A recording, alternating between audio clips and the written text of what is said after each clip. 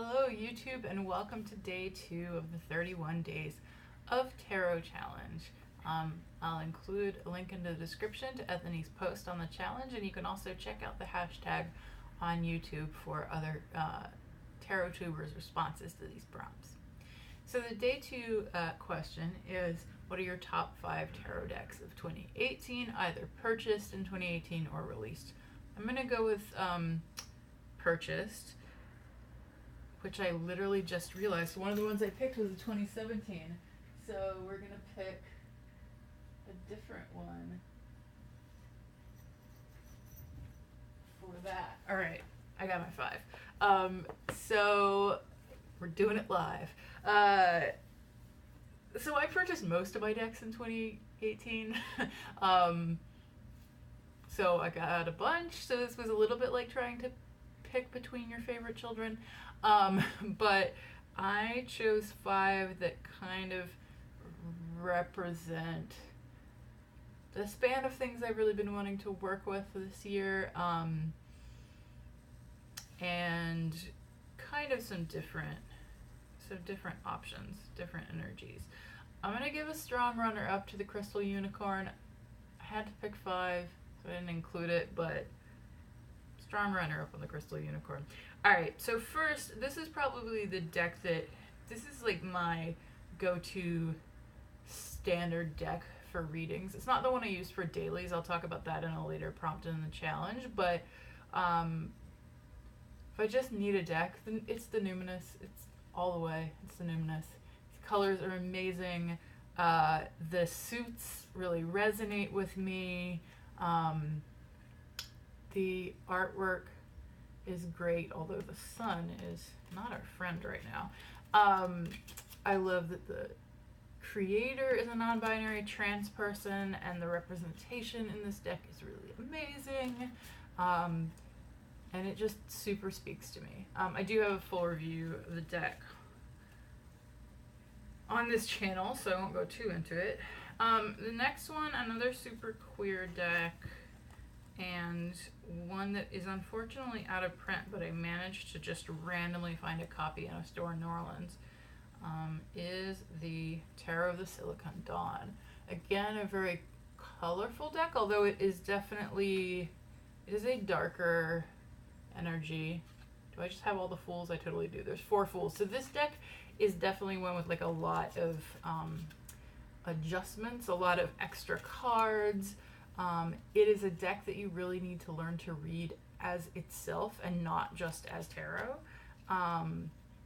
Like some of besides the extra cards, just there's flipped elemental correspondences.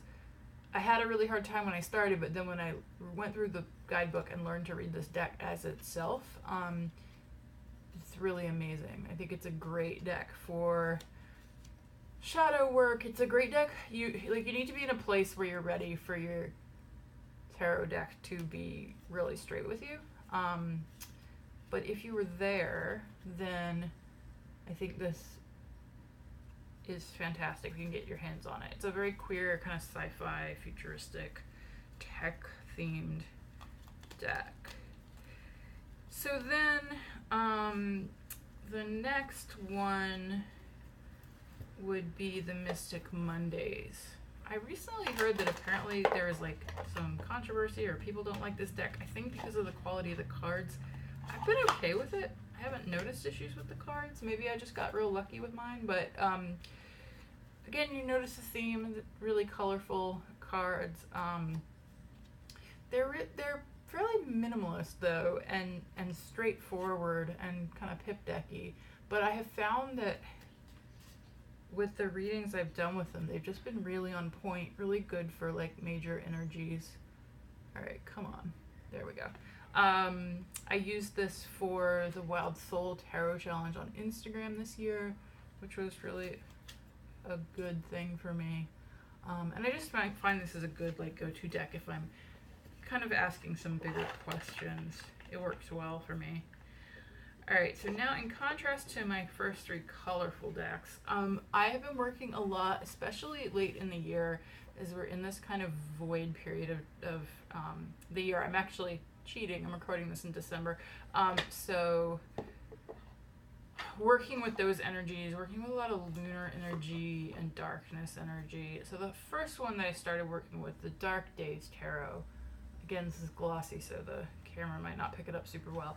Most of the cards are black. The minors are black, the majors are white. And I just, man, like these images to me, they're fairly complex.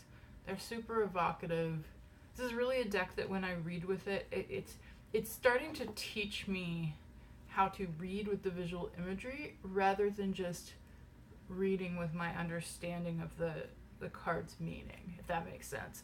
I also really like, because they're square cards, you can read them in 4 directions, and I find that this has been a really good deck for me to learn how to read cards next to each other and the way the energies flow into each other differently depending on how they're positioned in relationship to one another. So that's something that you know, are wanting to do more of. The Dark Days is a really good deck for that. It kind of gives me the freedom to go completely off, sometimes off book, when I read, which is something that I'm working to do more, you know, intuitive interpretations. And it's just really clear. Like it's a deck that doesn't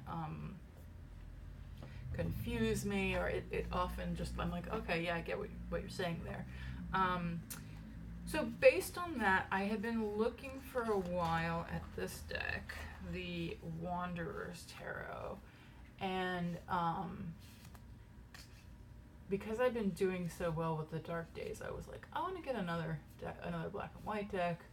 This one is all matte black. I really like the cardstock. And this is another really, like, it keys right in. It really gets right to, I think, like, bypasses the brain level and, like, gets down into that intuitive kind of soul level. I love the core cards, especially the moons. Again, just like the images are somewhat sparse in this, but there is a lot there and there's a lot to interpret, and I find it to be really good for intuition. So those are my top 5 tarot decks for 2018. Again, check out the link in the description if you want to see more folks doing the 31 days of tarot. You can also search for that hashtag, and don't forget to like and subscribe if you want to continue to see my videos in January on these tarot topics.